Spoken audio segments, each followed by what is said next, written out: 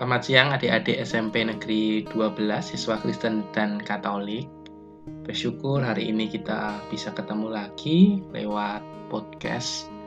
Siang hari ini yang Kak Ender bisa sampaikan, kita bisa belajar kebenaran firman Tuhan, walaupun kita nggak bisa ketemu secara langsung. Nah, siang hari ini Kak Ender ingin berbagi firman Tuhan dengan judul memberi respon yang benar.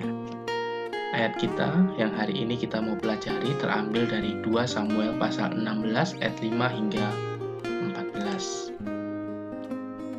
Judulnya adalah Simei mengutuki Daud. Kak bacakan ayat 5 sampai 14. Ketika Raja Daud telah sampai ke Bahurim, keluarlah dari sana seorang dari kaum keluarga Saul. Ia bernama Simei bin Gera. Sambil mendekati raja, ia terus-menerus mengutuk. Daud dan semua pegawai Raja Daud dilemparinya dengan batu, walaupun segenap tentara dan semua pahlawan berjalan di kiri dan kanannya. Beginilah perkataan Simei pada waktu ia mengutuk, Enyahlah, enyahlah, engkau penumpah darah, orang Dursila. Tuhan telah membalas kepadamu segala darah keluarga Saul yang engkau gantikan menjadi raja. Tuhan telah menyerahkan kedudukan raja kepada anakmu Absalom. Sesungguhnya engkau sekarang dirundung malang, karena engkau seorang penumpah darah. Lalu berkatalah Abisai anak Seruya kepada raja, Mengapa anjing mati ini mengutuki tuanku raja? Izinkanlah aku menyeberang dan memenggal kepalanya. Tetapi kata raja, Apakah urusanku dengan kamu, hai anak-anak Seruya? Biarlah ia mengutuk, sebab apabila Tuhan berfirman kepadanya, Kutukilah Daud, siapakah yang akan bertanya, Mengapa engkau berbuat demikian? Pula kata Daud kepada Abisai dan kepada semua pegawainya, Sedangkan anak kandungku ingin mencabut nyawaku, terlebih lagi sekarang orang Benyamin ini. Biarkanlah dia dan biarlah ia mengutuk, sebab Tuhan yang telah berfirman kepadanya demikian. Mungkin Tuhan akan memperhatikan kesengsaraanku ini, dan Tuhan membalas yang baik kepadaku, sebagai ganti kutuk orang itu pada hari ini. Demikianlah Daud melanjutkan perjalanannya dengan orang-orangnya. Sedang Simei berjalan terus di lereng gunung bertentangan dengan dia, dan sambil berjalan ia mengutuk, melemparinya dengan batu dan menimbulkan debu. Dengan lelah sampailah raja dan seluruh rakyat yang ada bersama-sama dengan dia ke Yordan. Lalu mereka beristirahat di sana. Adik-adik, dalam hidup kita ada kalanya kita menghadapi masalah yang benar-benar serius, tetapi ada kalanya juga kita menghadapi masalah-masalah kecil. Andai kita mengabaikan semua masalah kecil, maka energi kita tidak akan habis untuk menyelesaikan hal-hal yang kecil tersebut. Sayangnya, ada banyak orang yang begitu mudah terpengaruh dengan gangguan kecil yang seharusnya tidak perlu dipermasalahkan.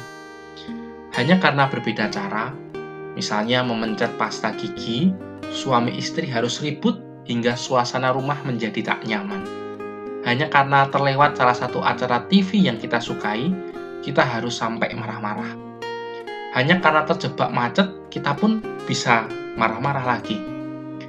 Richard Carlson dalam bukunya yang berjudul Don't Sweat the Small Stuff, Jangan Memusingkan Hal-hal Sepele, berkata, Semakin Anda sering mempersoalkan atau membesar-besarkan setiap masalah yang ada, hidup Anda akan terasa penuh dengan beban masalah. Dalam ayat renungan kita hari ini, kita dapat membaca sebuah kisah di mana Daud mendapat cercaan pedas dari Simei, salah satu kerabat Saul. Begitu kasar dan pedasnya cercaannya, hingga Abisai, salah satu pegawai Daud, ingin memenggal kepala Simei. Namun, luar biasanya Daud tidak menanggapinya. Ia menganggap itu adalah hal sepele. Ia tidak perlu menjadi sakit hati, apalagi ingin membalasnya. Dalam menjalani kehidupan ini, setiap kita bisa saja mengalami situasi yang tidak menyenangkan akibat sikap atau perilaku buruk orang-orang di sekitar kita. Entah itu perlakuan rekan sekolah kita, teman di rumah, atau sikap tetangga yang tidak bersahabat, atau gosip-gosip yang tidak benar tentang diri kita.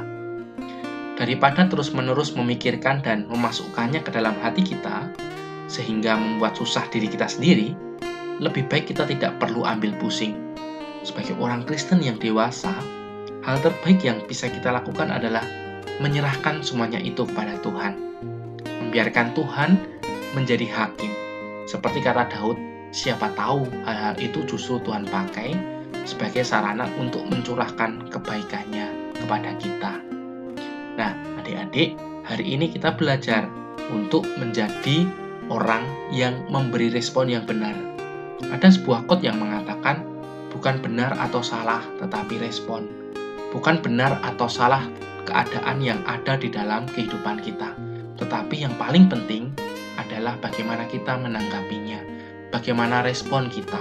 Apakah respon kita sudah benar ataukah masih salah? Kiranya pada siang hari ini kita bisa belajar kebenaran firman Tuhan ini dan bisa menjadi bekal untuk kita menjalani hari demi hari. Hari ini kita masih berjuang menghadapi COVID-19. Jangan pernah berhenti berharap pada Tuhan dan terus berdoa untuk negeri ini. Berdoa untuk sekolahmu, berdoa untuk teman-temanmu. Doakan juga teman-teman kita yang hari ini sedang berpuasa, supaya Tuhan juga memberkati mereka. Terima kasih. Kak Endar akhiri firman Tuhan pada siang hari ini. Semoga kalian selalu sehat dan selalu bahagia. Salam untuk keluarga. Tuhan Yesus memberkati.